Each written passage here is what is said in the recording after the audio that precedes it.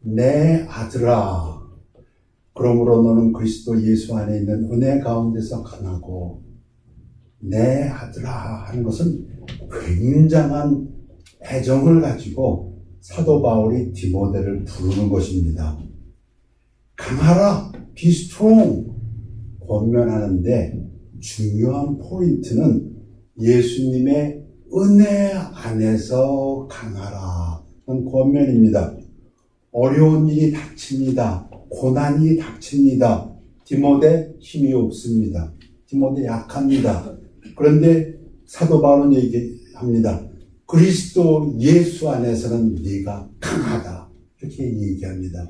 그리스도 예수의 은혜 가운데서 네가 강하다. 이렇게 권면합니다. 내가 할 수 없는 일인데요. 그러나 그리스도의 은혜는 그 모든 것을 이길 수 있다. 이런 말씀입니다. 또 내가 많은 증인 앞에서 내게 들은 바를 충성된 사람들에게 부탁하라. 그들이 또 다른 사람들을 가르칠 수 있으리라. 오늘 말씀의 주제입니다. 충성된 사람들에게 부탁하라. Commit to faithful men. 사도 바울이 복음을 디모데에게 전해준 것 같이 이제는 디모데 네가 그 복음을 다른 사람에게 전하라. 그러면 그 다른 사람들이 또 다른 사람들에게 전할 수 있으리라.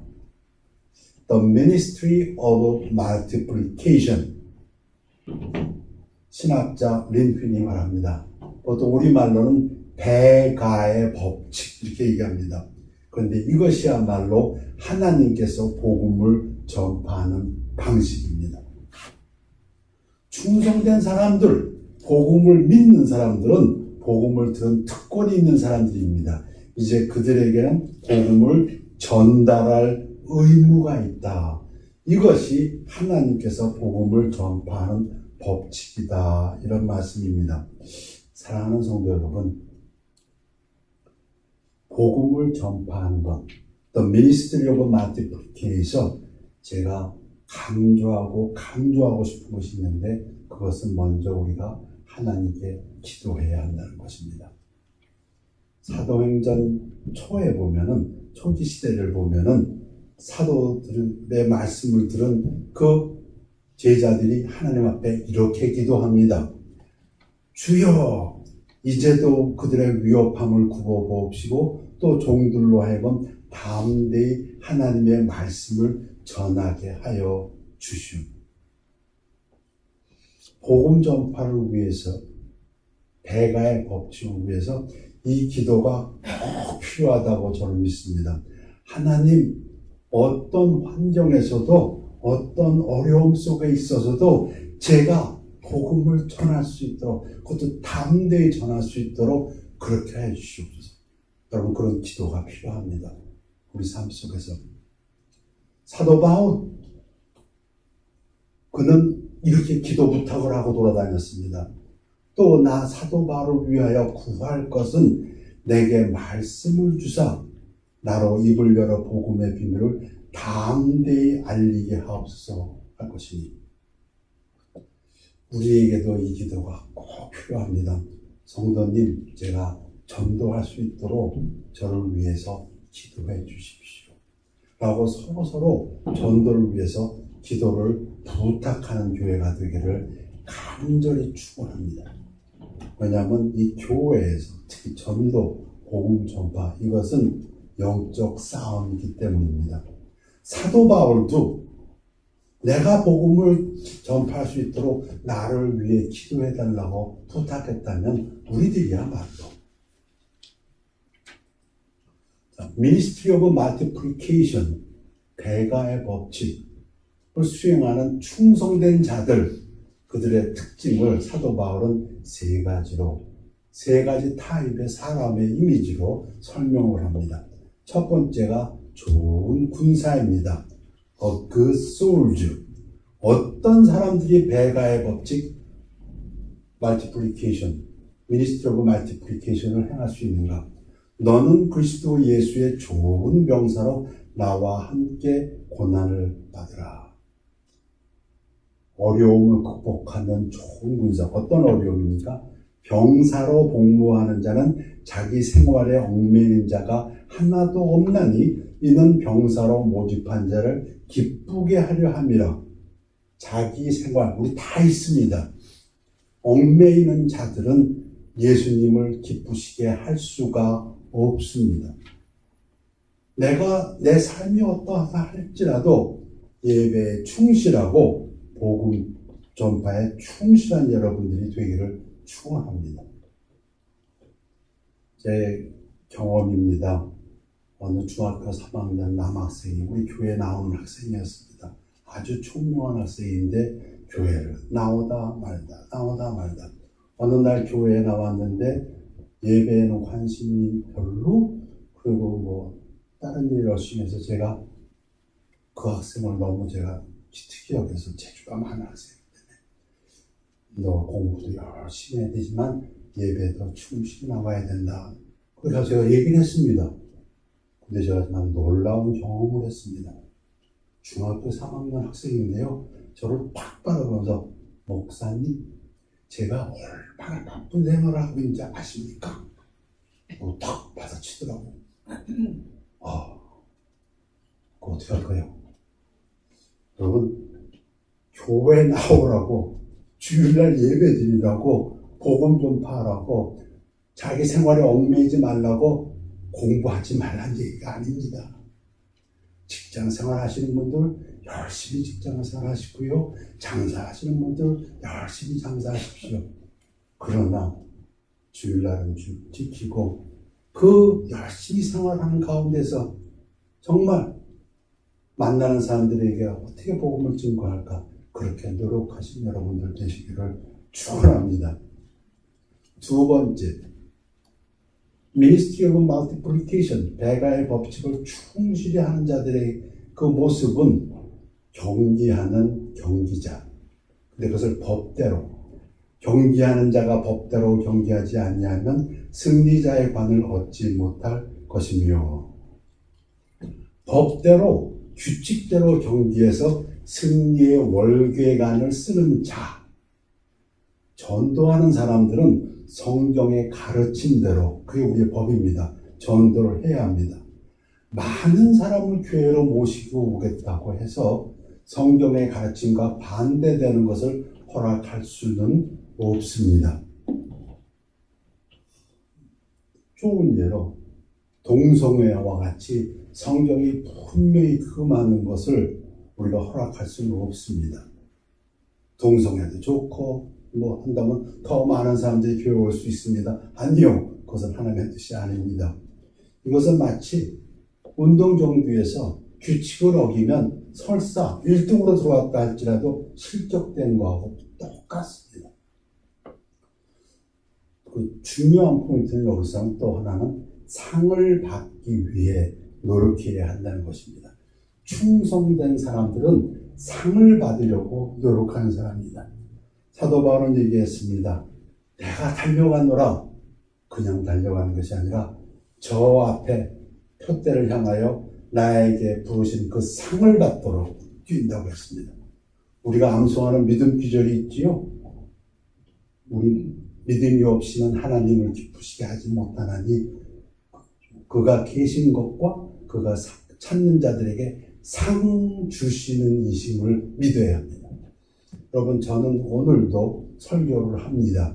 제 마음속에 상 받기 위해서 진심입니다. 제가 사역을 합니다. 제 마음속에 상 받기 위해서 진짜 상을 받으려고 저는 오늘도 예배를 드리고 있고 설교를 준비했습니다. 충성된 자들의 특징은 하나님 말씀대로 룰대로 그리고 상을 받기 위해서 뛰는 경기자라. 그렇게 사도 바울은 소개합니다. 수고하는 농부가 곡식을 먼저 받는 것이 마땅하니라. 첫 번째 좋은 군사, 그 솔저. 두 번째 경기자. 세 번째는 부지런한 농부입니다. 부지런한 농부의 이미지야말로 충성된 자들이다. 그들이야말로 미니스트리 오브 멀티플리케이션을 행하는 자들이다. 여러분, 달란트 비유를 기억하십니까? 예수님께서 말씀하셨습니다. 1달란트를 주었고 2달란트를 주었고 5달란트를 주었습니다. 근데 5달란트 받은 사람은 나가서 비즈니스 해가지고 5달란트를 또 갖고 왔고 2달란트를 받은 사람도 나가서 비즈니스에서 2달란트를 또 갖고 왔어요. 1달란트를 받은 사람은 아무것도 안 했습니다. 그때 예수님께서 꾸짖으신 그 말이 무엇인지 압니까? 악하다는 말과 게으르다는 말입니다. 여러분, 성도는 절대로 게으러서는 안 됩니다. 성도는 이미지가 게으른 사람은 절대로 안 됩니다. 하나님께서 기뻐하지 않습니다. 그래서 부지런한 농부. 제가 직장 생활하면서 참 기뻤던 일은 저희 같이 일하던 사람 중에서 크리스천들이 몇 명 있었습니다. 근데 정말 감사하고 감사했던 거는 그들이 그 직장에서 제일 부지런한 사람들이었습니다. 얼마나 감사했는지 몰라요. 아, 맞다. 크리스천인들입니다. 밥 먹을 때 기도하는 사람들이고 주일날 예배 보는 사람들이고 같이 모여서 신뢰라고 기도하는 사람들입니다. 그들이 각 디파트먼트에서 제일 부지런한 사람들입니다. 지금도 그 얼굴들이 생각납니다. 우리 마땅히 성도들은 부지런해야 합니다. 내가 말하는 것을 생각해보라. 주께서 범사에 네게 총명을 주시다. 성도들이, 우리들이 이 말씀을 듣고 그래, 좋은 군사로 법대로 경기하는 경기자로 부지런한 농부같이 충성된 자, 이렇게 우리가 마음속에서 묵상을 하면 하나님께서 지혜를 주신다는 것입니다. 하나님께서 네게 총명을 주시리라. 네게 그 길을 열어주시리라. 우리 마음이 있는 곳에 하나님께서 그대로 인도하신다고 말씀하십니다. 내가 전한 복음대로 다윗을 찔러 죽은 자 가운데서 다시 살아나신 예수 그리스도를 기억하라. 사도 바울의 머릿속에는 과연 이러한 사람이 누굴까? 최고의 본은 역시 예수 그리스도다. 예수님, 군사라는 것은 모집한 사람을 기쁘게 하는 건데 예수님이야말로 오직 하나님을 기쁘시기 위해서 산 사람. 어떤 고난 속에서도 예수님이야말로 법대로 경기하는 사람, 하나님 말씀을 하나도 어기지 않고 하신 분. 예수님이야말로 정말 부지런하게 새벽부터 미명에 기도하시고 밤늦게까지 기도하시고 사역하신 분. 그래서 사도 바울은 예수님을 기억해봐라. 그분이야말로 모범이시다. 복음으로 말미암아 내가 죄인과 같이 매이는 데까지 고난을 받았으나 하나님의 말씀은 매이지 아니하니라. 사도 바울이 지금 자기 형편을 이야기합니다. 자기는 감옥에 갇혔던 것을 이야기합니다. 자기는 갇혀 있었지만 분명한 사실은 하나님의 말씀은 지금도 전파되고 있다. 그 얘기입니다. 하나님의 말씀은 매이지 않고 하나님의 말씀이 내가 감옥에 있다고 해서 말씀도 감옥에 있는 것이 아니라 말씀은 지금도 충성된 자들의 입을 통해서 또 전파되고 있다. 만일 그리스도인으로 고난을 받으면 부끄러워하지 말고 도리어 그 이름으로 하나님께 영광을 돌리라. 그러므로 복음이 전파되는 것으로 인해 하나님께 영광을 돌리라. 그러나 의를 위하여 고난을 받으면 복 있는 자니 그들이 두려워하는 것을 두려워하지 말며 근심하지 말고. 자기가 지금 감옥에 처박혀서 고생하고 있습니다. 그거 두려워하지 말라. 이 말씀은 다른 사람들을 두려워하지 말라. 성도가 복음을 전할 때 사람들로부터 혹시 내가 불이익을 당하지 않을까, 이로 인해서 해를 당하지 않을까 두려워하지 않고 복음을 전하는 사람은 복이 있다. 이 말씀이십니다. 그러므로 내가 택함 받은 자들을 위하여 모든 것을 참음은 그들도 그리스도 예수 안에 있는 구원을 영원한 영광과 함께 받게 하려 합니다. 지금까지 말씀을 쭉 하고 난 다음에 어찌 보면 이 말씀은 하나의 쌈머리입니다. 요약입니다. 지금까지 말한 모든 것을 하기 위해서 정말 이것이 필요한데 그것이 뭐냐면 참음, 인내라는 것입니다. 미니스트리 멀티플리케이션 할 때 세 가지가 있다고 했습니다. 좋은 군사, 그에게 필요한 것은 인내입니다. 법대로 경기하는 경기자, 그에게 필요한 것도 인내입니다. 부지런한 농부 힘듭니다. 그에게 필요한 것도 인내라는 말씀입니다. 그러나 내가 긍휼을 입은 까닭은 예수 그리스도께서 내게 먼저 일체 오래 참으심을 보이사 후에 주를 믿어 영생 얻는 자들에게 본이 되게 하려 하심이라. 그래서 예수님께서 이 본을 일체 오래 참으심의 본을 사도 바울에게 보여주셨다.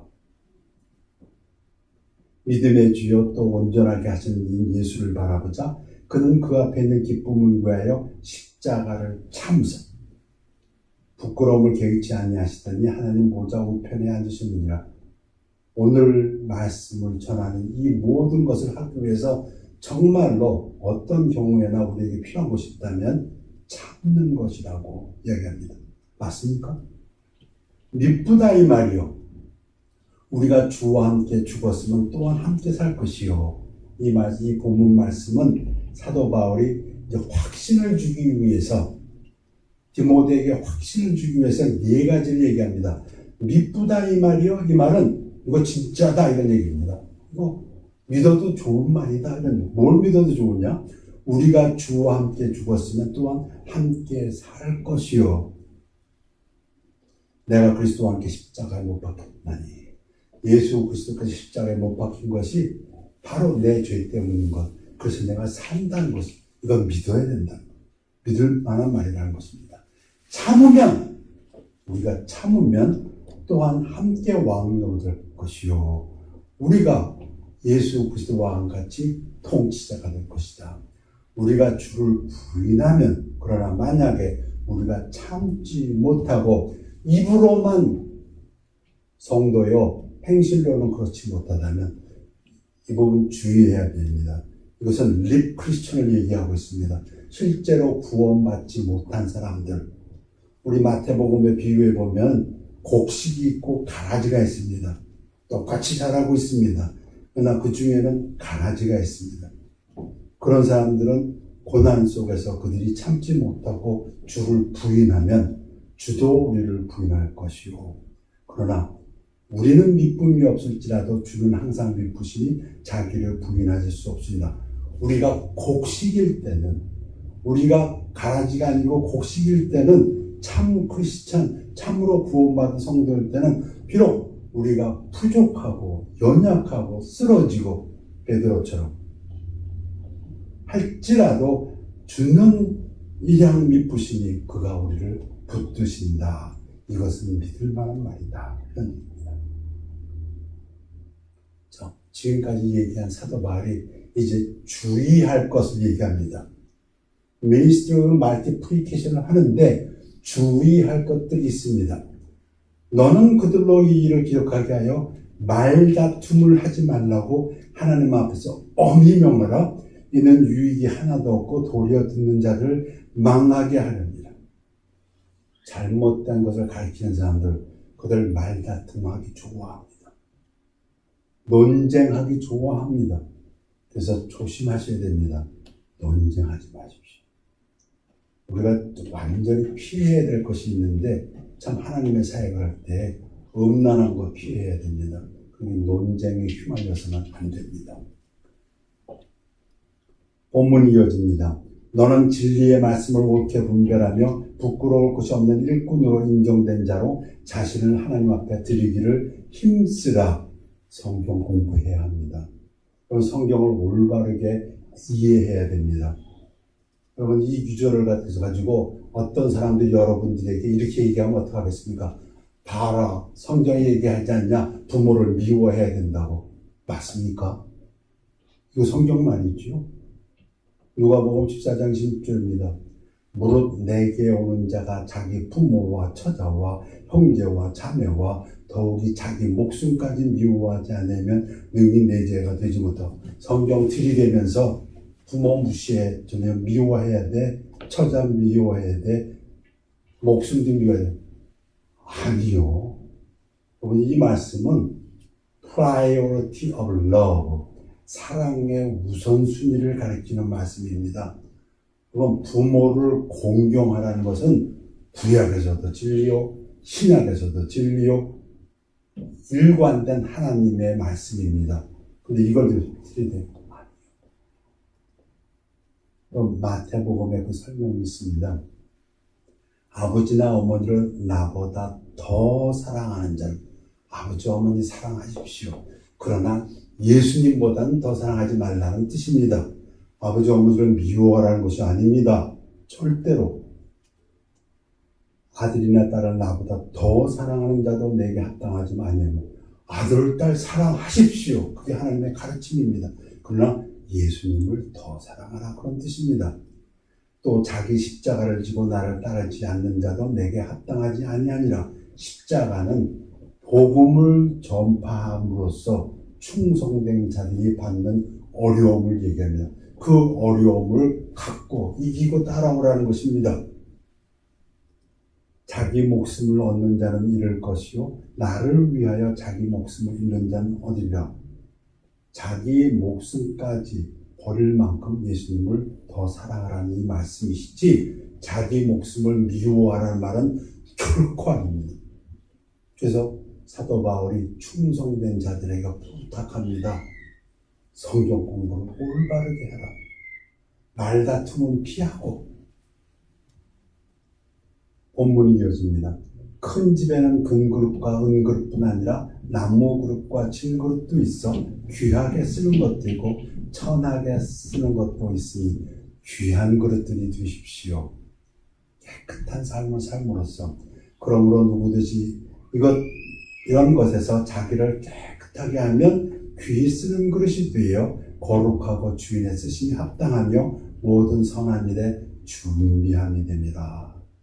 오늘 말씀 제가 나름대로 요약해 봅니다. 첫 번째, 복음을 전파하는 충성된 사람들이 되십시오. 기도하십시오. 이를 위해서. 두 번째는 인내하는 것이 필요합니다.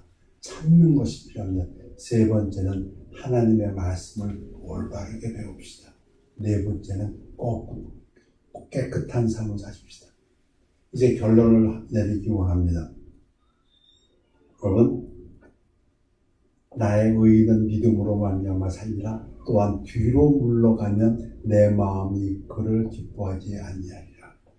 이러한 말씀을 듣고 한 발짝 한 발짝 걸어갈 때에 포기하지 아니하면, 이런 뜻입니다. 우리는 뒤로 물러가 멸망한 자가 아니요 오직 영혼을 구원함에 이르는 믿음을 가진 자니라. 하나님이 기뻐하시는 자는 이 말씀을 받고 한 발짝 한 발짝 인내하면서 나아가는 자입니다. 포기하지 아니하고 너희 안에서 착한 일을 시작하신 이가 그리스도 예수의 날까지 이루실 줄을 우리는 확신하노라. 중요한 질문입니다. 누가 시작했습니까? 우리 안에서 누가 시작했습니까? 하나님이 시작하신 일입니다. 하나님이 말씀 주시고 우리를 도구로 사용하셔서 시작하신 일입니다. 우리가 할 일은 단 하나밖에 없습니다. 하나님 하십시오. 제가 포기하지 않겠나이다. 인내하며 성경을 배워가며 깨끗한 삶을 살겠나이다. 가다가 쓰러질 때도 있습니다. 베드로도 쓰러졌고 사도 바울도 쓰러진 적이 있습니다. 그러나 포기하지 아니하면 너희 안에서 행하시는 일은 하나님이시니 우리의 능력으로 하는 것이 아닙니다. 성경은 우리에게 이야기합니다. 우리는 하나님의 능력이 나타나는 그릇일 뿐입니다. 자기의 기쁘신 뜻을 위하여 너에게 소원을 두고 행하게 하시나니 모든 일을 원망과 시비가 없게 하라. 논쟁하지 마십시오. 불평하지 마십시오. 일이 안 된다고 불평하고 누구 때문이라고 탓하지 마시고 하시는 분은 하나님이시니 우리는 포기하지 말고 한 걸음 나아가시면 우리에게 뭐가 있다고요? 상이 있을 것입니다. 이는 너희가 흠이 없고 순전하여 어그러지고 거스리는 세대 가운데서 하나님의 흠없는 자녀로 세상에서 그들 가운데 빛들로 나타내며 누가? 하나님이. 생명의 말씀을 밝혀 나의 다름질이 헛되지 아니하고 수고도 헛되지 아니하므로 그리스도의 날에 내가 자랑할 것이, 기뻐할 것이 있게 하려 함이라. 우리 주님 오실 때 기쁨이 충만하신 성도님들 되시기를 축원합니다.